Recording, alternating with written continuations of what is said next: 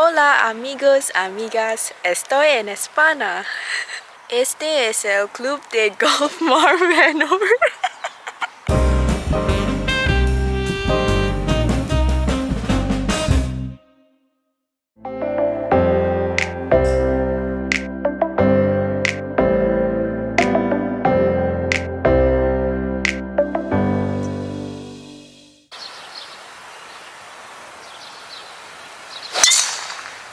Sí, señor.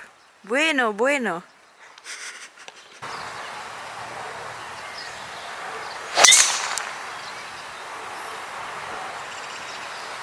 So as you guys know, I was here for the LET qualifier and I just finished. We have a day, so I decided let's take my dad out so that he can play a round of golf in Spain. So I hope you guys enjoy this little vlog. I mean, I don't even have my vlogging equipment, so well, by vlogging equipment I mean a tripod. But so yeah, hope you guys enjoy this and see a little bit of golf in Spain.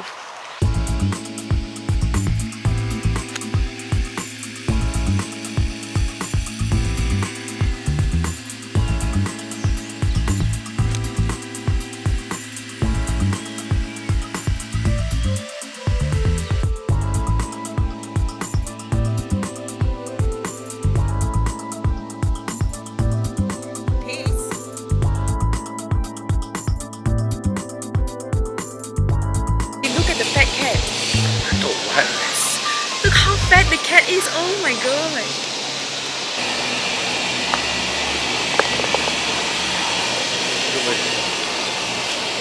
This is the next hole. Just a par 3 pin behind the bunker, but it's like really far behind.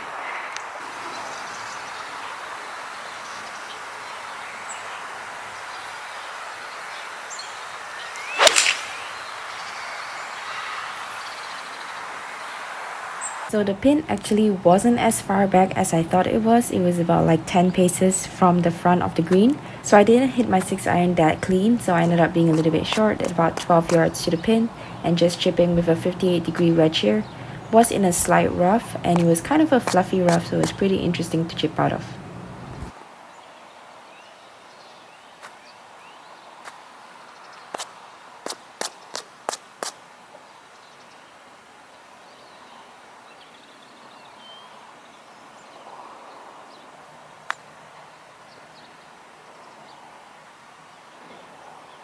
So just with the camera angle, you guys obviously wasn't able to see the chip, but I hit a good chip with good distance. It just broke a lot more than I thought it was going to, which left me with about an 8-footer left for par on the second hole. After a nice par save on the second hole, we have this third hole, which is actually 457 yards long. I did not realize it was this far. If I did, I might have played it a tee box further up, but because I didn't really know the course, I also thought, based on the looks of it, that it was a dogleg right. So my aim was actually just to go to the left side of those trees on the right side.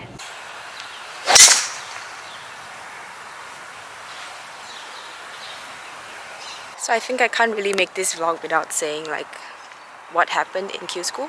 But yeah, basically as a whole, there's 2 stages. I made it past the first one and I didn't make it into the top 20 for the second one, which means I didn't get my full LET card. But I also get to play, so next year I have LET status, but I also get to play on the LET Access Tour, which is basically the equivalent of like the Symetra Tour. So yeah, that's just a little quick review because I'm probably going to make a separate video about all of that. It's like way too long for me to be talking about it while playing. So yeah, just wanted to say that because I know a lot of people are going to ask like how can you make a video saying that you're in Europe and then not give us an update. So yeah, that's just a small update and then I will create a video later on to talk about 2022. Okay, didn't know I was on the right side here, not the place to hit on a downhill lie over that tree, over the water. Might just have to lay up left. So looking at my lie right now, you might be thinking, Jen, what are you doing? Why are you pulling out a hybrid right now? Honestly, I have no idea. I thought that maybe with the hybrid I was going to be able to launch it a bit higher and be a bit more aggressive.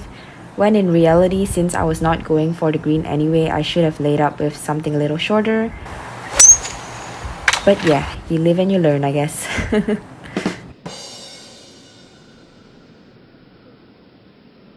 So after that, as you can see here, I have to take my medicine and I'm just laying up, just making sure that I get it low enough to not hit any of the trees and just get it back out into the fairway. What's important is once you make a mistake, you don't compile it with more and more mistakes. So sometimes you might make the wrong decision and that's okay. Move on, go to the next shot and just make sure that you're not going to make another mistake. Try to get yourself on the green as soon as you can. Make the putt if you can and then move on to the next hole.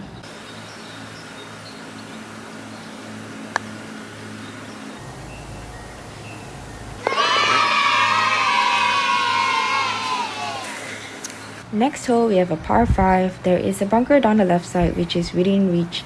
Based on what I could see, the fairway was actually a lot wider down the right side, although obviously you need to be able to carry that water hazard. I believe it was only about a 210 carry from this tee box, so I knew that I was going to be able to carry it. So my aim was actually just one of those palm trees down the center. Sometimes on holes like this, it can be a little bit daunting because you only see the hazard in front of you. So if it helps, try to focus on a target that's further out so that you can focus on that target rather than what's directly in front of you, especially if you know that you can definitely clear it. Similarly, for the second shot, the entire left side is a hazard, so you can aim for something such as the roof up there and just focus on that target rather than what's on the left or the right of the fairway.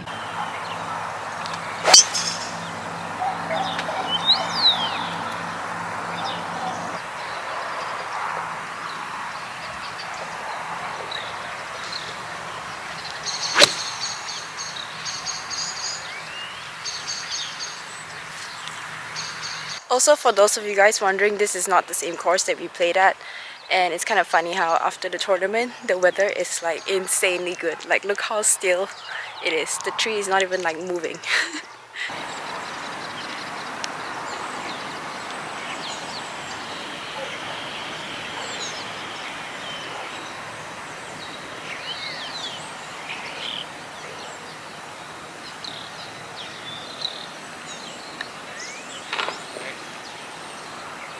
Hole 5, a par 4, and again something similar to what I said before. Like you can see the tee box here, there's a whole bunch of trees lining up the right side of the fairway. So I think that this gives people a tendency to want to aim a little bit more left, especially as you can see there are bunkers down the left side of this fairway. The bunkers right are a little bit further, so technically those should be the aim. I think that this little tree sometimes can throw you off, so like I just said before, focus on something further out in the target. Once you've got your target, just focus on what you want to hit at versus all the other surrounding factors, because sometimes that can unconsciously affect the way that you swing because you're trying to avoid that rather than swinging towards your target.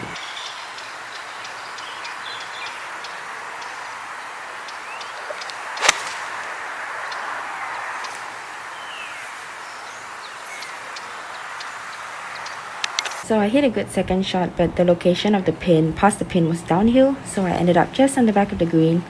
So I have a little bit of the fringe on my backstroke, so usually I like to just, take a little practice stroke just to make sure that when I putt I know what it's going to feel like, because my putter is most probably going to get stuck in the fringe.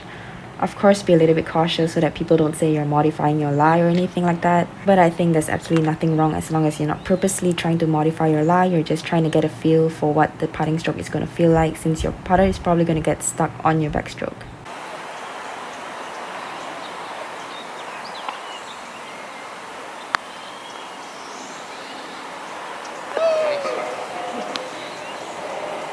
Hole 6 and 7, we have twin par 5s. The front nine here is a par 37. So for this first par 5, there is really nothing. It is not reachable in 2 for me. So really just trying to grip it and rip it and trying to get it on the fairway here.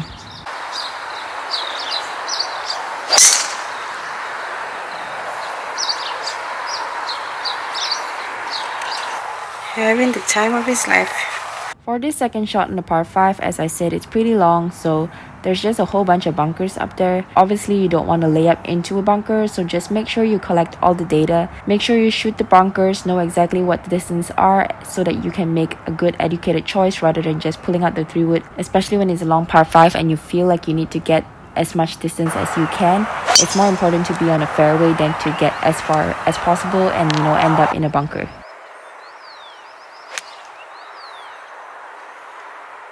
So I did hit my approach shot a bit further left than I wanted to. Obviously I was aiming for the pin. But as you can see here, and as I've said before in previous videos, if you know your distances well, you're still going to give yourself a reasonable chance for birdies or at least be putting whenever you don't hit a good shot. And that's why it's so important to know your distances, because you're not only going to hit more greens, but it's going to give yourself better opportunities even when you don't hit the perfect shot.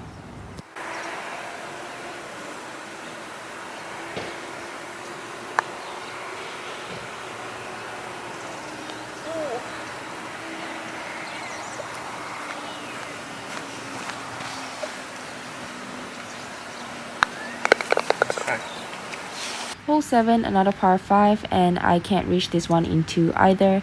It's playing 518 yards, but this one is a little bit elevated as well.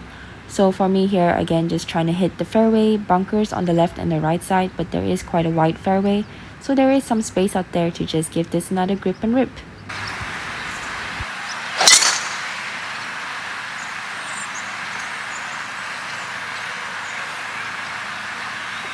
I think in this part of Spain, I'm not going to generalize to like all parts of Spain, because I've never been to any other part of Spain. But I think here the biggest defense on the golf courses is always the wind. As you can see, it's like very wide open, like there's no trees, nothing to block the wind. So I feel like they build a lot of bunkers just to try and like protect, make it a challenge by having more bunkers, which is what I saw in the other golf club as well. But obviously on a day that's not windy, it seems a lot more straightforward to play golf here, because there's nothing really to run away from.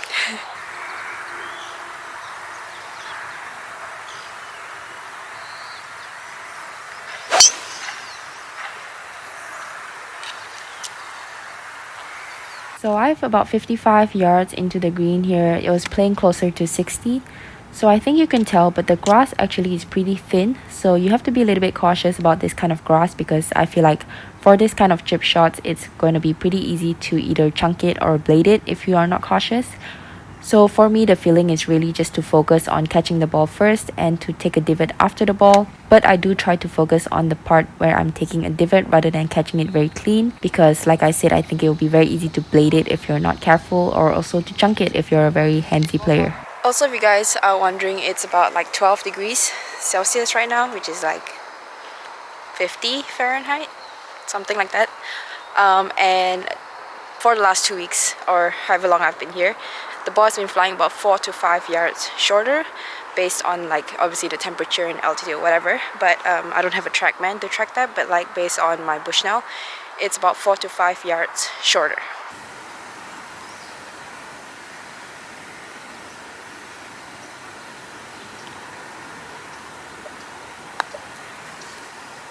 Nice.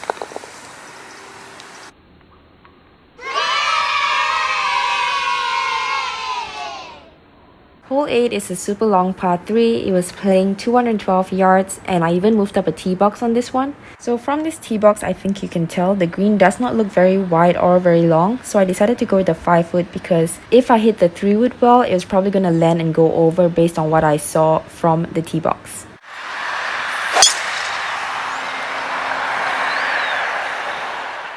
So one of the reasons why I was saying from the tee box for the tee shot was because from the perspective of the green, it is actually a lot longer than it looks like from the tee box. So if I were to play this hole again, I would definitely have just went with the 3 wood.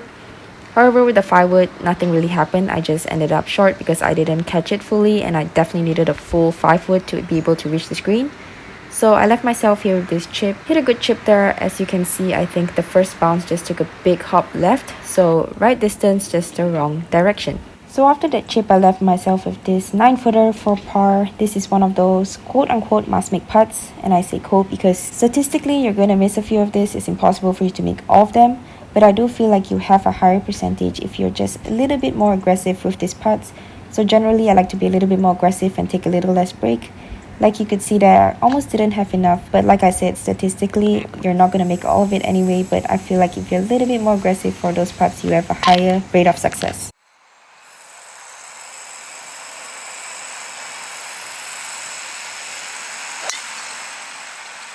I hit a good tee shot, but unfortunately got a bad kick, and it kicked right into this bunker. So I kind of analyzed my lie, and I felt like even with the lip I could get a 5-wood out of there. Obviously when you have a bunker shot, especially if it's long and you still have a pretty long ways to the hole, if you don't feel confident that your hybrid or your wood or whatever is going to get past it, make sure you're going to hit something that's not going to hit the lip, because you don't want to make a long hole even longer, especially if you hit the lip or if you're back in the bunker for your third shot.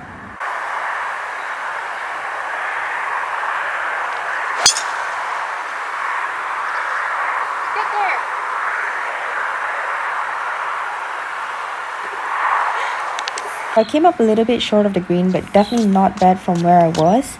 If you can see the grass behind me, it's pretty wet. So like I said just now, the grass here is pretty thin. However, for a chip shot like this, compared to what I was hitting just now from like 50 yards, I'm definitely trying to catch it more clean here rather than take a little divot. So yeah, just be aware of your surroundings of the grass. It's going to help you be able to anticipate, which is going to help you plan better and hit better chip shots, especially around different conditions.